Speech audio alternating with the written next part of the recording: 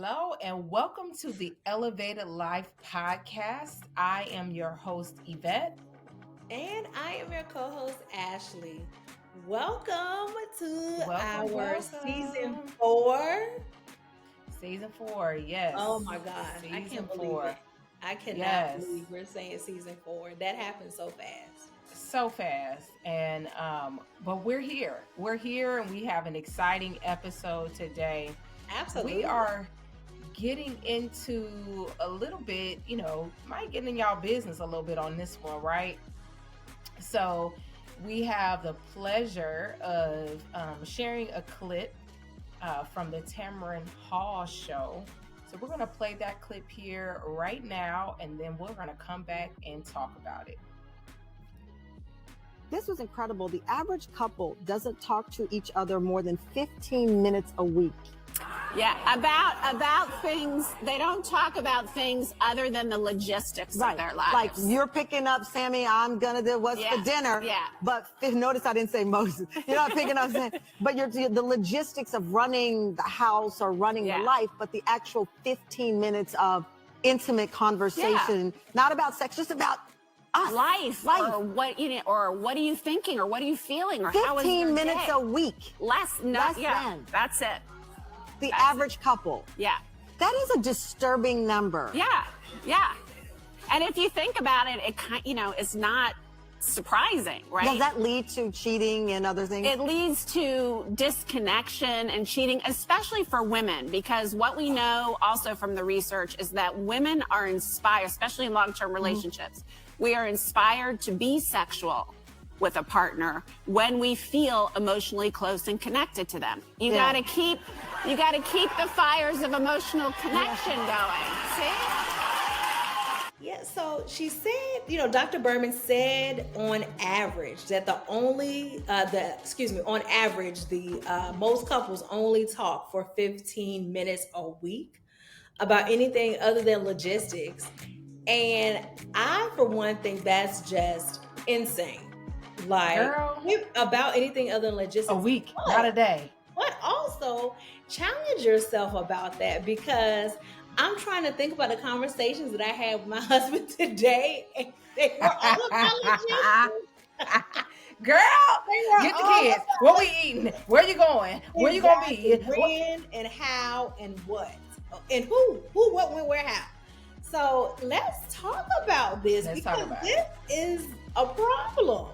Girl, and when you and I first talked, started saying like, "Hey, did you see this?" I was like, I actually happened to watch that episode, and we had differing thoughts, on this topic. So I can't wait to get into it, and really just, discuss more about it. So the obvious. Do you think most couples even realize how little time they're connecting between, everything you have going on and just like the baseline logistics of what we just say, the who, what, when, where, and how? Do you feel like couples realize that they're not spending enough time actually connecting, and talking about logistics is not connecting? To me, I think that couples probably do feel that. Like, there's no way you can't feel in some way that you're not connecting if on average the average couple is spending 15 minutes a week, like not even a day, like a week. That's nothing, right? Exactly. But do most couples realize how little time they spend? Probably not. Probably not. They probably can feel like we're not really connecting. But do they know how bad it is? Probably not. And the fact that that's an average means that it's some couples who spend more, and it's some who actually spend less time than that. That's scary. So, yeah. What about you? Yeah, I think definitely that it is. I think that it's a challenge to not talk about logistics as your main point of contact, because that's the main thing that you want to be on the same page about, making sure that you're communicating clearly about what's happening, but to also realize that you're not having that time, I think also kind of takes you aback. Like, that's why I'm struggling to put it into words, because how do you feel? Like, does it make you feel sad? Do you feel disappointed? I think I feel disappointed at that potentially being something that I need to take a closer look at, because this is somebody that you spend, most days with, conceptually every day, even if you're not physically in the same place, you're communicating most days, if someone's on travel or things like that can impact it. But this is somebody that you're building a life with, and you should be able to share other moments that are valuable to you as a person, valuable to you as a couple, just beyond the things that you so to speak, have to take care of. So like, what counts though as connection, I think, is a key thing to really look at, because that's where I really want to do it. Like I'm applying this to my life in real time to really understand, like, okay, what does those 15 minutes look like? And am I only at 15? Am I exceeding that? What does that look like? So I think that's one thing I want to like really, get your thoughts on, is like, what do you count as connection? What would you say, is like some moments of connection or intimacy, and not just physical intimacy, but intimacy in the regard of, I understand you, I hear you, I see how you have changed, I see where you may be struggling, I see where things may be going well. What are your thoughts on, how you make space for that outside of logistics? Oh, so I struggle with this a little bit, because I think that, first of all, your thought around, well, what is connection? I think in the case of this episode, Dr. Laura Bremen is the one who references this stat in her book. The book is actually called Sex Magic. So that's for another topic, another episode. But she talks about this. I think her intent is, and I have not read the book, but I think it is around intimacy, like true, deep intimacy and connection in that context. That I think he's like an intimacy expert. Yes. Right. But the way that I guess, I think about connection certainly is in that way, like date nights, spending time, talking about your dreams and your goals, and just spending time with each other, like enjoying each other's company. At the same time, I do feel like marriage can be a partnership. When you marry the right person, you can really be in partnership with that person to do life the way you design your life, and to design the life that you want. And part of that means not just talking about your dreams, but accomplishing them. And that can be a form of connection for me. Like when we are able to connect on something that we've aspired to, and we're talking about not only the aspiration, but like the realization of that.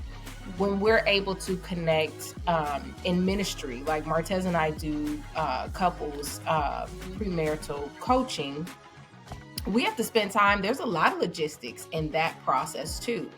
And it makes us better. Like that does feel intimate to me, to prepare, to talk through it, to talk about our observations afterward. And it's a lot of work. So but those experiences are more than 15 minutes a day. But at the same time, like, is that considered logistics? Like, I don't know, because it's very logistics. For me, that feels like work. Like, even though it's something you enjoy doing, it's something that you desire to do, it's something you've been gifted to do, it's a blessing, it's an honor, like all of those things are valuable. But to me, that is still work. Like work. Anytime that you're like, say you're even going to like an event together where there's a degree of networking involved.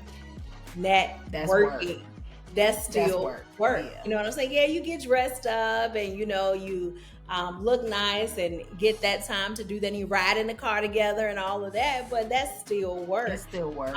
So I definitely, want to take this, if nothing else, this has brought into my awareness that I need to not just look forward to those times where, we've talked about this in other episodes where we have times where we're like having, a meeting, so to speak, where it's a meeting that we have, let's just say it's 30, 45 minutes up to an hour of time where we're meeting and talking about not just logistics, but to your point, goals, plans, how we're going to achieve certain things, milestones, etc.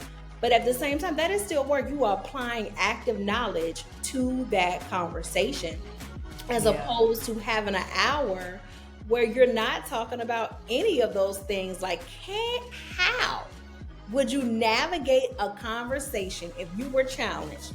You can come to a meeting with your partner and, this date, you cannot talk about work. You can't talk about who got to go where and when they got to go. You only talk about each other.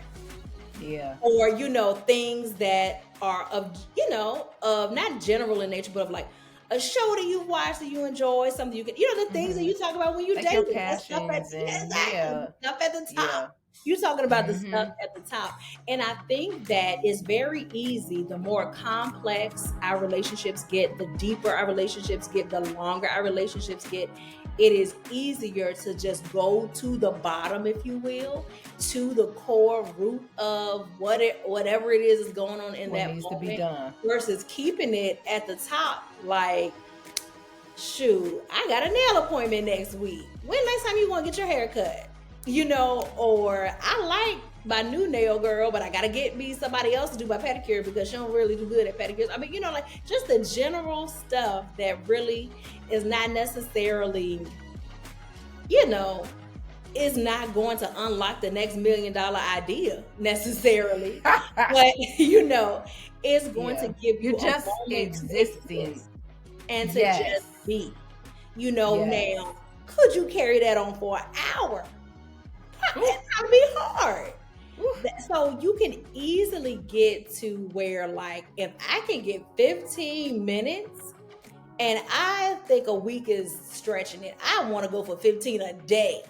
Okay. A week is insane. I want my goal to be 15 minutes a day that I'm connecting with my partner, that we are not talking about work, what need to be done, business, a bill, something what's broke. Girl. Listen, and I'm already look, I'm losing in the morning, and I'm gonna tell you why. Some people who know, and we've had this conversation, people that know me know this about me. Like, I schedules, calendars, timelines, dates, to-dos, like that's just part of me, right? It's just part of how I am. And it's to the extent now, like planning is important to me. Like, I like to know where we need to be, where the girls need to be, what we have going on. There's a lot in my head, so a lot of times I like to have it somewhere organized, and so I really stick to a calendar. And it's gotten to the point now where in the morning we have 2 of our TVs are automatically connected to our Alexa devices, and they come on at certain times in the morning, one in the living room, one in our bedroom. So this has really got me thinking. One in our bedroom, and what it does is it shows, the week, all the meetings we have for the week, where people need to be, practices, whatever, like all the things. It has a nice little scripture on there, it's a photograph in there, and then it has a to-do list. So all the things we have to get accomplished. Like, as I'm talking this out, I'm like, Lord, I'm probably driving my family crazy. Lord help me. A calendar, and the to-do list, and then it goes into it flips to like what's happening for the month. So we can see like a month ahead.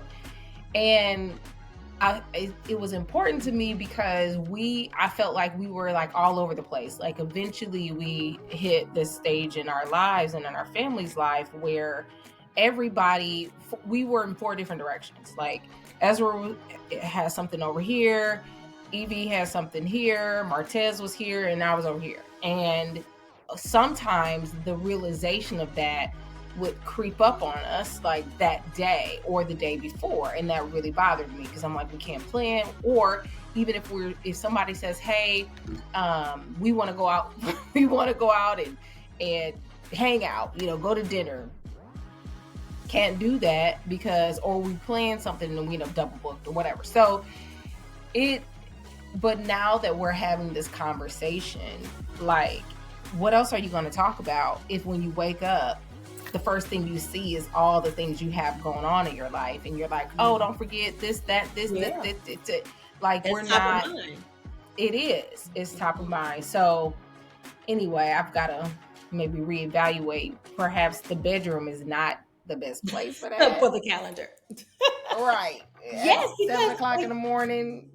Right. Especially if you are this morning person that is productive in the morning, and the person that you're with is like, all right, after 10 o'clock is my prime optimal, time of the morning. So, I mean, that could, if it was me, like, that's annoying me. Why are you asking me? Right. Well, I try not to. In the morning. I try not to say anything. I do try really hard not to, like, I don't wake him up with those things because I already know. But it's frustrating for me too, because that's when I'm most productive in my brain. And there are decisions that we have to make about things.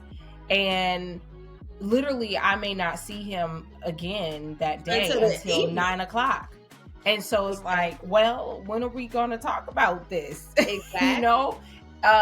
We got to figure it out. We got with you. So the reason why I struggle with this is because the reason why I don't see it as good. I also don't see it as bad. Like, I see it as there's still value. Yes, there's absolute value. It just is.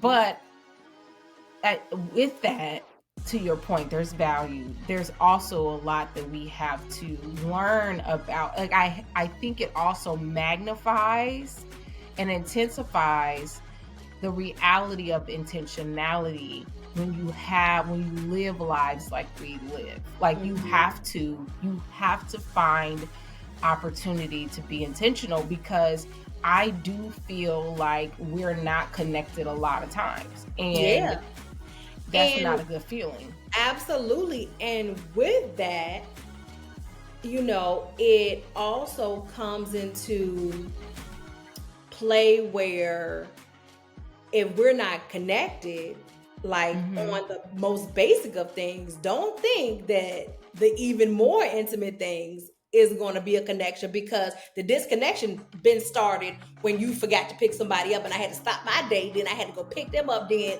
listen, I'm still at 3 o'clock this afternoon. It's 9 o'clock, yes. But I'm still at 3 o'clock.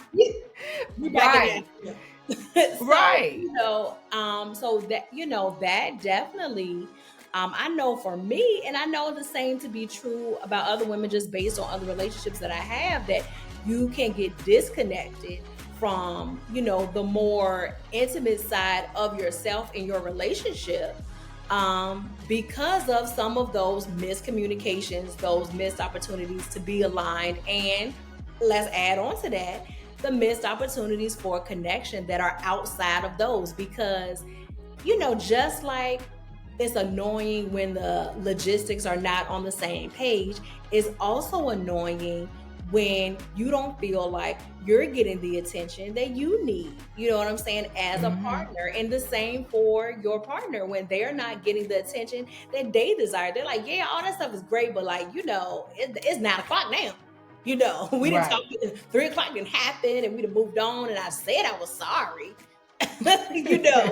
What more do you want from me? You know what I'm saying? So I know for myself, I have to definitely be conscious that I'm not stuck back still at that missed opportunity, and not, allow it to interfere, with those moments that should be, reserved for your intimacy. So to your point of like, what type of conversations are you having, like in your intimate space, in your bedroom? What type of information are you going over in that space? Like, how sacred are you keeping some spaces that set boundaries that can make creating that environment easier? You know what I'm saying? Like, we make a space for prayer, we make a space to eat, we make a space to take a shower. You know what I'm saying? we should make spaces for intimacy and spaces for connection with our partner, especially when you have all these overwhelming things that, you know, can come up with the logistics, with 17 jobs, with, you know what I'm saying, all of the responsibility, being a caretaker, a caregiver, you know, having others that look to you, you know, for things that they need. So, and this is me preaching to the choir. This ain't me selling out nobody. I got nothing figured out, because honey, this is a day by day situation that we are figuring out in the moment.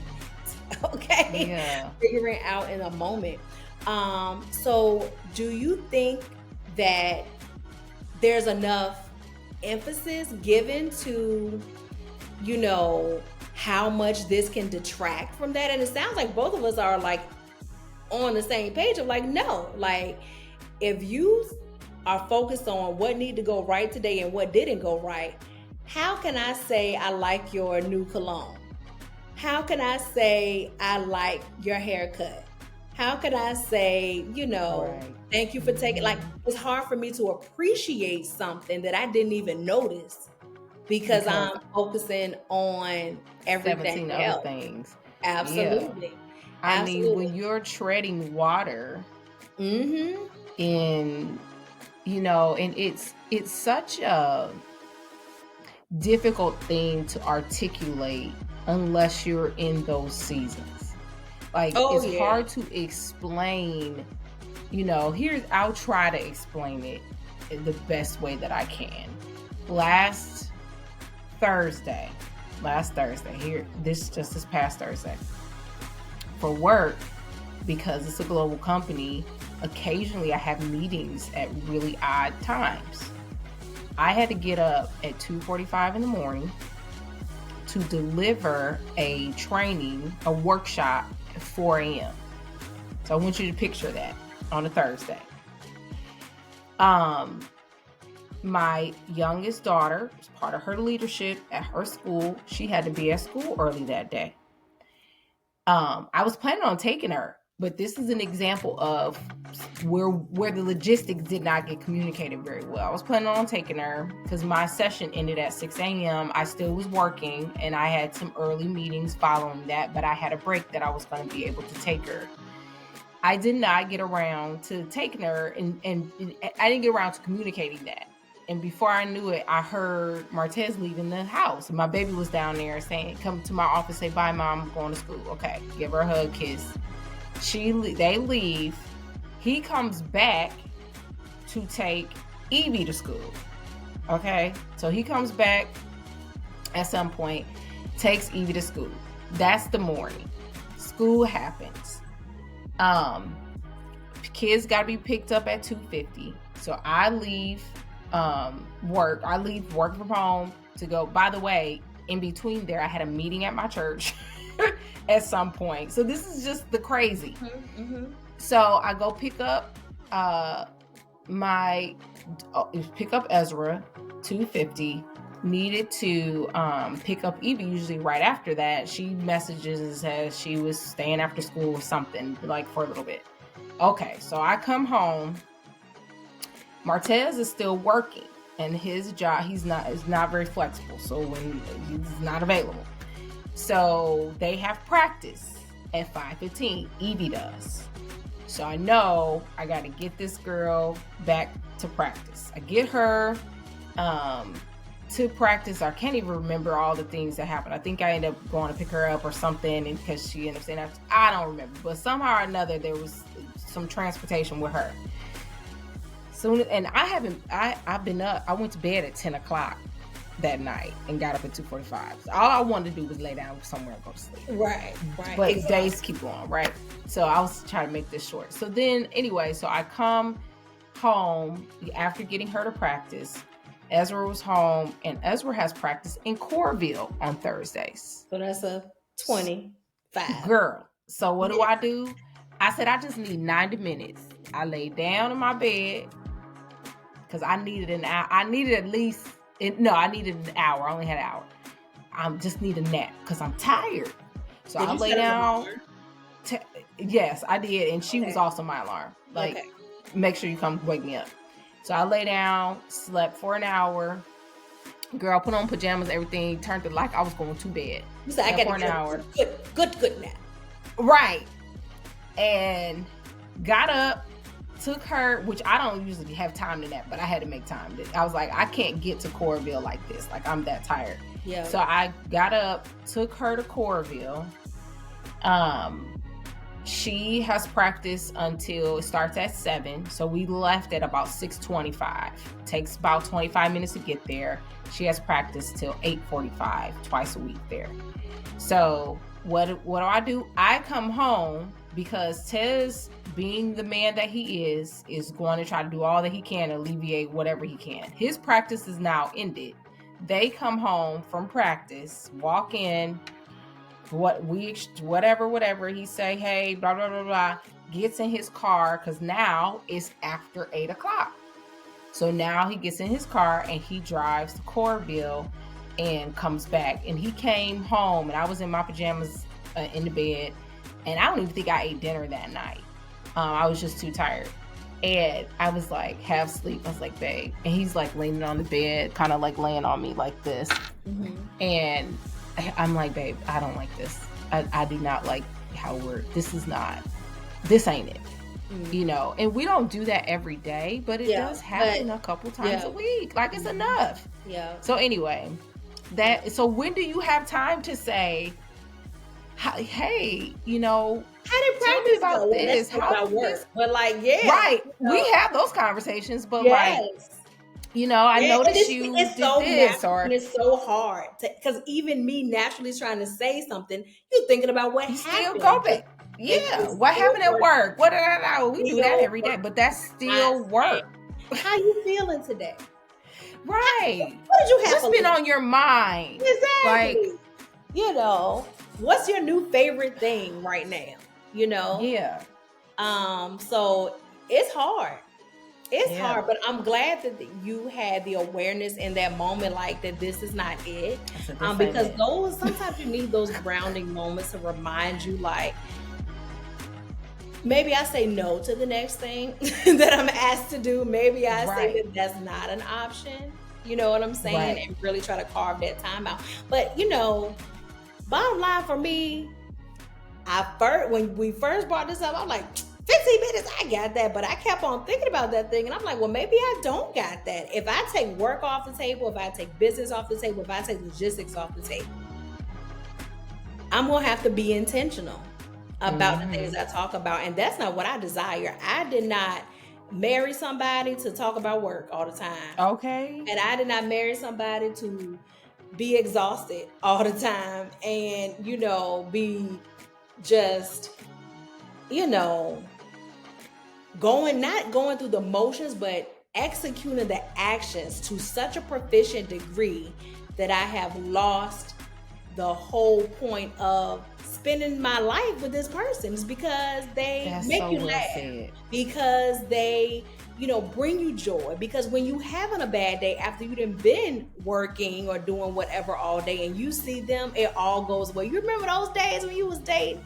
You might have got a bad grade on your exam, but you know you was gonna see your boyfriend after class, girl. It ain't even matter because we about to go get this pizza, this Chick-fil-A, we about to just watch this movie. We've been talking about watching this movie all week. And here come Wednesday and we gonna watch it. Okay? So, you know, I definitely, and that's something that we have to challenge ourselves with, because I'm more of a TV person than Justin is. So we have to like have times where like, okay, we're watching a movie this week. It may take us 3 days to watch it because we got to watch it 45 minutes at a time. Because what's going to happen? Somebody going to be asleep, or it's going to be I'm falling asleep every time. It's going to be too, you know, all of that. So, you know, you have to set the time and take it in bites and pieces or whatever it is that you have to do to make sure that it's done. Or even if it's an ice cream date or a walk for 15 minutes or whatever it is, and you go out and appreciate the leaves in the fall or whatever it is, you know, it definitely is a new reminder for me and I call myself somebody that's very conscious, but it's definitely a reminder for me to, you know, make sure that space and time at minimum 15 minutes, you know, is protected to talk about things other than what's required. So that's my key takeaway. I got a question for you though. So like, what do you think are the biggest contributors to this like 15-minute a week connection, like this loss of connection? And I think Dr. Berman talks about it. I think she talks about it as an epidemic. Like, what do you think's the major contributor to this? I would say number one, like the need and desire for efficiency. You know, we live in a society that forces us to believe that we have to make the most out of each day, each moment. You know, almost like creating time. Time is the only thing you can't go in the store and buy off a shelf. So, you know, being that you can't buy time, you have to do the most with the time that you got. You know, that's all, everybody lives by that. Live for today. You only live once. All of these things that perpetuate the compression of what we try to get done in defined amounts of time. And it just creates for unrealistic realities that don't exist. You know, burning a candle at both ends. We know what that means. You know, you work in a full-time corporate job, you have a business, you have other relationships that you try to maintain, you have obligations for people that you care for. You know, you gotta sleep, you gotta work out, you gotta take care of yourself. So all of those things is what I believe. For me personally, I know that's what contributes to it, because the 15 minutes I got with you, to your point, might have been the first 15 minutes since I seen you since 6 o'clock this morning. And because somebody got left today, I got to make sure they don't get left tomorrow. So let me go ahead and ask you what we're going to do tomorrow, you know? Because every day ain't the same, and you're going to have misses, and it's going to be things that's imperfect. So I think the way in which that we have to live our lives, in which we try to be so efficient, I think that it also has to do with the phase of life that we're in at this particular moment, you know, with having children that are really still in the home, still having to be very much so involved in their day-to-day care. You know, I don't know, we'll know in a couple years if once they start going to college, you know, it gets, you know, you're not managing at least the logistics to a degree. You're still managing the child. You're still, you know, what are you doing? Are you going to class? Did you eat today or all week? And did you eat anything healthy? Hot fries doesn't count. So, you know, when you're managing, you know, those things and all of that, you know, we'll see what that phase of life brings, but we're definitely in a phase of life where we're constantly building, whether it's you're building a family, you're building a business, you're building a career. And even if you're sustaining a career at this phase, you're still building it because you have relationships, you have things like, unless you're being stagnant, but which most people are not stagnant. They don't want to do the same thing, you know, today that they did 3 years ago. You know, maybe the same job, at least give me a new project. You know, something that should challenge you to, you know, have that growth that I would think most people desire. But when you're in that growth, a lot of times comes complexities that, you know, don't care about your personal goals, your personal, you know, connection times. Them people want that training. They don't care who you got to take, when you got to take them. They say, I'm here for the training. Damn. Where's she at? It. That's it. I mean, so for me, I would say, balancing all the things leads to an opportunity to talk about stuff other than that. Because you say, well, I'm going to kill this goal. I'm going to get this done by the end of the year. I'm going to get this done by the end of the month. I'm going to be a part of this success for this person, this child, this situation. And, you know, I think that you do yourself a disservice in the course of that by not prioritizing the benefit and value and strength that you have gained from the connection that exists, because we all can acknowledge to a degree, any degree of success that you have generally is because you have some support, whether it's a partner, a parent, a tribe, a friend group, whatever it is. Somebody. Exactly. People are investing time with you to say, you got it. I believe in you, and it may not be those words, but you telling them about the project and they like, girl, let me know when it happened. Or you telling them about something that you're working on and the belief that you can do it above all challenges. You can't forget about pouring back into that, and not just with, oh, I got the job, or oh, I got the project, oh, the presentation went good, but also let's have a good laugh, about this real, let's have a good laugh about this TikTok. Right. Let's have a good laugh about just wake up and turn on the TV. Laugh, cry, you decide. What? Because it's a good point of like, you can't forget why you got to the point where you're building a life with this person to begin with. Like, in the building, you have to remember the blessing. Like, you know what I'm saying? Like, you've got to remain connected to that person in ways, connected to your person, your spouse, your partner, in ways that are different than just like checking things off. Yes. It makes you, I've got like some low key mourning on this thing, because I'm like, how many times have we talked about everything except each other? Or you stepping on somebody's toes. Might be ouch. But right. Yes, like how many times have you connected and talked about everything but each other? Mm-hmm. That's concerning. Well, clearly we ain't alone. No, we're not alone. We ain't good company. But listen, we're trying to elevate that life. Hello.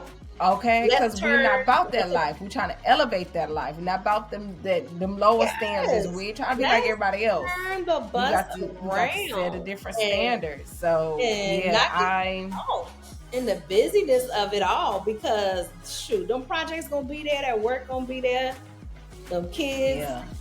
Whether you take them to one practice, not unless they getting out money that day. Sometimes it's all right. I will say what my issue has been,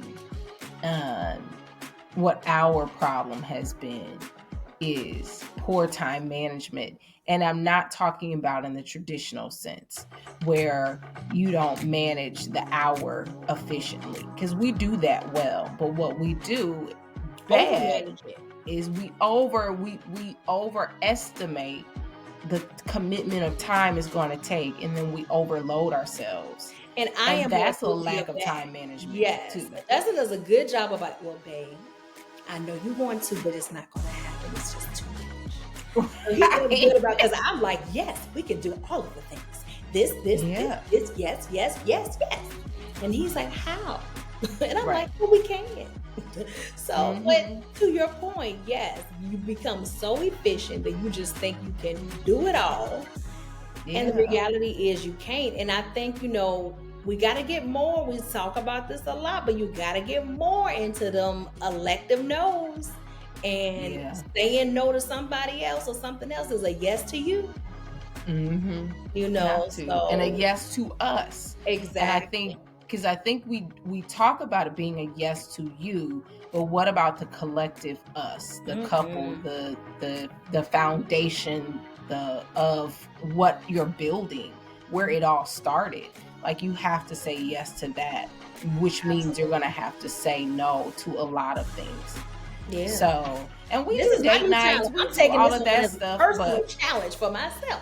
15 minutes a day. Me too. Not logistic related. I'm taking it on. I'm taking it on, girl. When we share this episode, we definitely should share how successful we have been with incorporating 15 minutes, not logistics related. I definitely want to have some accountability around it, because it probably could lead to, we both got on this episode saying how tired we were. we both got on here saying like, listen, what are we doing? What's happening? You know, like the fact that we are both at that point and the week ain't even started. You know, girl. Like, yeah, so you know, we're recording this episode at the beginning of a week. The week is not even started. We're both already tired. Dreading what's to come. That's where I'm at. Exactly. I'm like, I don't even want to look into what's coming this week. Me neither. My next 2 weeks are going to be insane. I already know. But with that, not getting stuck in that and really looking forward to talking about something, not like being oblivious or avoiding it, but being able to put it on the shelf, which is easier said than done. Said than done. So like, you may even have to do something to get yourself together before you can go have a non-business related conversation with your partner. Like, what do I need to do to like woosah, pull it together, not talk about all the things, the 15 million things that's on my mind right now, but to go into a conversation and say, how you doing? And go from there. And look, mine, I'm like, it can't even be around sports for us. Yeah.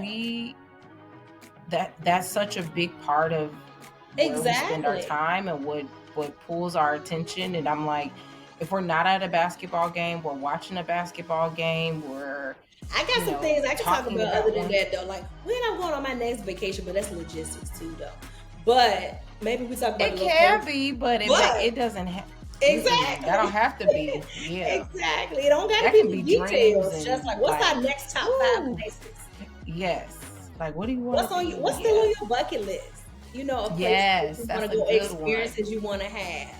You know, and what else are some other things you could talk about in 15 minutes of non-work related? What's your favorite food right now? Because that changes over the course of time sometimes. Right. Or what's the last good book you read? Are you reading books? Are you reading books? Start with that quite right. Are you reading books? I'm listening to them. Yeah, no, me too. They're all, guess what all the books I listen to are though, Ashley? No, not about work. Leadership, business. It's very, and in church, you know, a lot of spiritual ones too, but it's never just like for entertainment. For fun. And I never read a book for entertainment. I started back doing books for entertainment, and it has been such a joy. It really has been. But I do have to manage the guilt of, I need to be reading this other book that I have started. I need to be reading this other leadership book. Now, it is not at I won't call it a sacrifice. There is a cost. But when I tell you they are a source of enjoyment, a source of something to look forward to, and it gives you a complete, like, different escape, a different life that you're not living, especially when you're reading authors that you connect with and that you feel like you in the book with them, and, you know, all of that. It definitely, you know, gives you a good connection outside of those things. But yeah, I don't know. I feel like we're rambling on it now, so we probably had to cut some of this out. But I do think it's something valuable, and maybe it's text, or maybe when we come back as like check, like we do, how did they do? Like text or something, then say something at the end. Maybe we come back with whatever we were able to talk about that's not worth waiting those 15 minutes. So I do think we need to do it. So let's challenge ourselves. We're not going to try to, you know, do it all between now and Wednesday. I would even say now and Thanksgiving. Yeah, now and Thanksgiving for sure, but I know it's going to get busy. That's why I was saying, like, for sure, you know, to start. How often can we challenge ourselves? Absolutely. So, between now and Thanksgiving, I like that. Between now and Thanksgiving, how often, you know, how many times we able to have non-logistics, work-related conversations, which I think we should include as a part of this episode. Okay. When we record the next one, maybe we just do a little 5 minutes, you know, on it. Because it's raggedy. Girl, when I got on this call, I won't think about nothing but logistics. And I'm stressed out about it. Ashley, I got home at 5:20. I sat in my car for 10 minutes.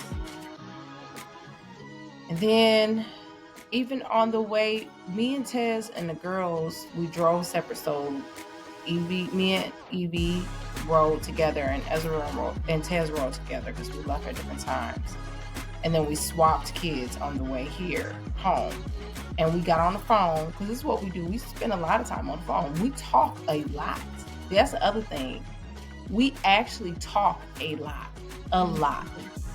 But it's all about what we doing, what we eating, what you had. So we just got off hey, so what about this? Evie need to go here because she need to go buy something for her friends because they had a birthday.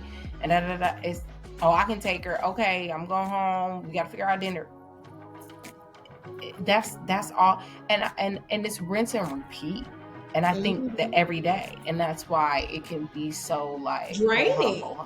Yeah. Yeah, it can be so draining. Unfulfilling. It feels unfulfilling. Absolutely. And it don't feel good. A check. And it doesn't feel like, why I want to do that? That feel like more work. Right. It does. Yeah. It does. It feels like more work. It don't feel, it ain't nothing sexy about it. That ain't sexy. Well, we eat together. Who cares? It's not at all sexy. Exactly. I need to order groceries. Oh, make sure you get some toilet paper. Ain't nothing sexy about that. Ain't nothing sexy about that. Ain't nothing fun and thrilling about that. Nope. So this is a good topic. I'm glad that we had it. Yeah, it's a good check-in for sure for me. It is. And, there'll be more discussions like this. We'll continue challenging ourselves. And I think what's so important is that we're challenging our listeners. Like you are not alone. And we believe there's a way. And we telling y'all, look, we ain't got it all figured out. For this, I believe God. Yes, let's think about it. Yes. Last thing I would say is not just your intimate relationships, though, but like your girlfriend. I mean, it's easier with girlfriends because you calling, usually cutting up, telling somebody, girl, they all crazy, and let me tell you why. But right, it's a little bit easier with girlfriends because you just ready to cut the food. But for sure with your intimate partner. But it can be applied to other relationships too. I just wanted to add that this concept of only talking about business. Yeah. It can be. So, yeah. Well, thank you all so much for listening. Please like, share, subscribe, follow, and check us out. All right. Thank you. See you next time. Bye. Bye.